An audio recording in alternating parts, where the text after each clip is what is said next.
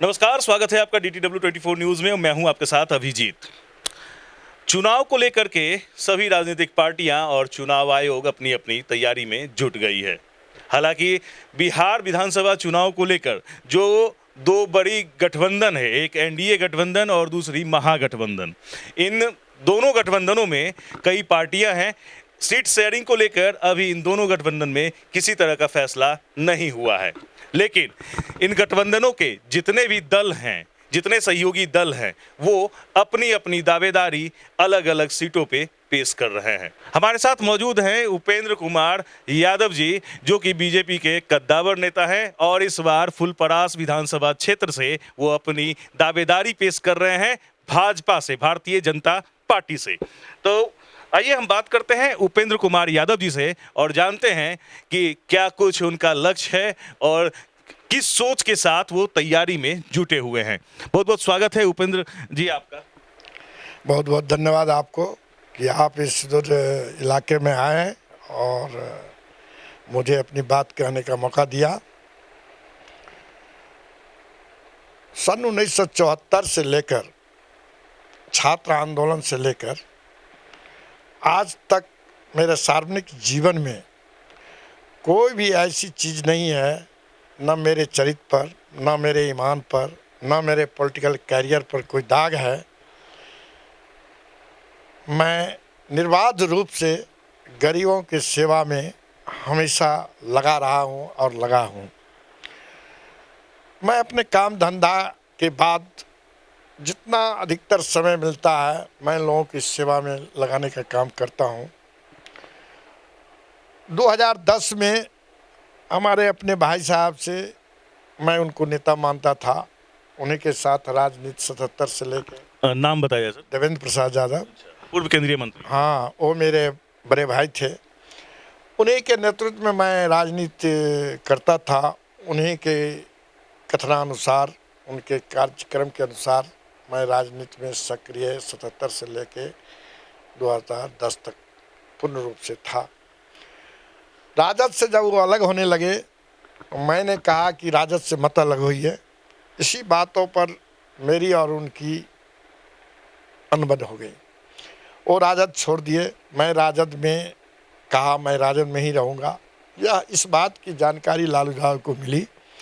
लालू यादव ने मुझे दिल्ली बुलाया और वहाँ मौजूद थे वीरेंद्र नारायण चौधरी। वीरेंद्र चौधरी जो एमपी थे बीजेपी के, अभी जयप्रकाश नारायण यादव थे, कांति सिंह थी, वहाँ थे आपको प्रेम गुप्ता जी थे, राम कृपाल यादव भी दिल्ली में मौजूद थे।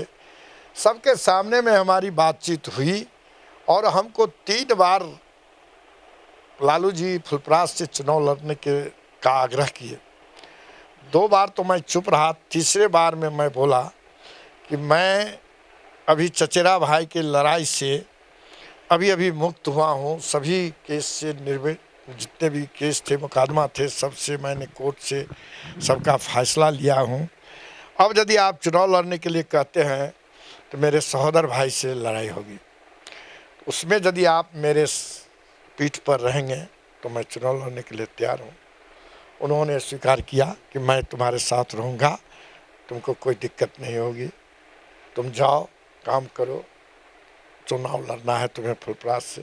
मैं वहाँ से आया। आने के बाद पर्चा पोस्टर सभी जगह छड़ाया। बाहर थी, बाढ़ में घूमते हुए सभी जगह 1 महीने में एक इफ्तार पार्टी मधेपुर में किया, जो रिकॉर्ड इतनी लोग वहाँ पहुँचे जिसका आज तक मधेपुर के लोग याद करते हैं कि इतनी बड़ी इफ्तार पार्टी किसी की नहीं हुई थी। तो इस तरह हम सभी जगह काम करके सभी गाँव में घूमने का काम किया और 23 तारीख को लालू जी हमको सिंबल के लिए बुलाए थे और 22 तारीख के रात में ही वीरेंद्र चौधरी अपने बेटा को नाला में गिरा के दांत तोड़वा लिए और टिकट सिंबल में। वहीं से मुझे लालू यादव से भी झगड़ा हुआ। मैं वहाँ से आया। राजनगर का उपचुनाव था।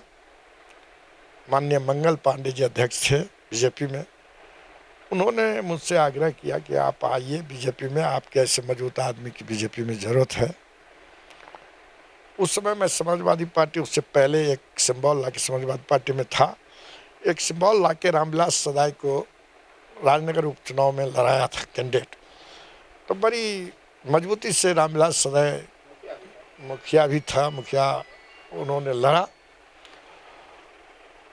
तो वहीं हमारी भेंट हुई मंगल पांडे जी से। तो हमने कहा कि अब इस चुनाव में तो नहीं होगा, आगे मैं भी विचार करता हूं कि मैं बीजेपी अब ज्वाइन कर लूं, क्योंकि मुझे राजनीति करना था। तो चुनाव के बाद मुझे मंगल पांडे जी से वार्ता हुई, मैं बीजेपी ज्वाइन कर लिया। तब से आज तक मैं बीजेपी में हूँ। 2015 में 15 में विधानसभा चुनाव में फिर मैं दावेदार था, मेरा नाम दावेदारी सूची में ऊपर में ही था, और किसी कारण से वहाँ भी मेरी टिकट किसी तरह नहीं मिला। फिर भी मैं पार्टी में हूँ, अभी काम कर रहा हूँ। इस बार पार्टी मुझे लड़ाएगी।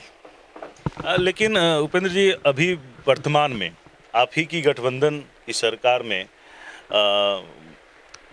गुलजार देवी जदयू से विधायक हैं। हालांकि पिछली बार जब वो चुनाव लड़ी थी तो उस समय जेडीयू आरजेडी के साथ लड़ी थी, लेकिन इस बार अभी जेडीयू जो है वो बीजेपी के साथ है और सीटिंग सीट जेडीयू की ही है। ऐसे में आपको क्या लगता है कि ये सीट कुछ उलटफेर हो सकता है, बीजेपी के खाते में जा सकता है ताकि वो आपका जगह बन सके? निश्चित यह सीट तो जेडीयू का है, जेडीयू का विधायक है। लेकिन जिस समय समीकरण में चुनाव हुआ, वहाँ लालू यादव और जेडीयू के समीकरण में चुनाव हुआ, दोनों गठबंधन करके चुनाव लड़ा, तो लालू यादव के जो अधिकतर वोट थे वो गुलजार देवी को मिला। गुलजार देवी का विरोध उसी समय से काफ़ी क्षेत्र में है, लेकिन लालू जी के वोट गठबंधन के चलते गुलजार देवी पुनः जीत गई। दोबारा जीती तो उसके बाद आज तक उनका क्षेत्र में आम लोगों का, जनता का विश्वास वो खो चुकी है। तो इस स्थिति में महागठबंधन यदि गुलजार देवी को चुनाव लड़ाती भी है तो यह सीट नहीं, महागठबंधन नहीं, मतलब जेडीयू एनडीए यदि गुलजार देवी को लड़ाती है तो इस सीट का निकलना मुश्किल है। तो इसीलिए एनडीए के लोग सोचेंगे जो सीट निकाल सके उसको टिकट दें, तो मैं सक्षम हूँ सीट निकालने के लिए, इसलिए मुझे इस बार पार्टी लड़ाएगी। मतलब यह तो ये सीट अगर बीजेपी के खाते में गई या न गई, अगर जदयू के ही खाते में रही, मतलब एनडीए से आप चुनाव लड़ना चाहते हैं? हाँ, एनडीए से, चाहे हमको जहाँ से पार्टी लड़ावे, एनडीए के जिस दल से भी लड़ाए तो मैं लड़ने के लिए तैयार हूँ, लेकिन मेरा पहला प्रमुखता रहेगा बीजेपी से ही मुझे टिकट मिले।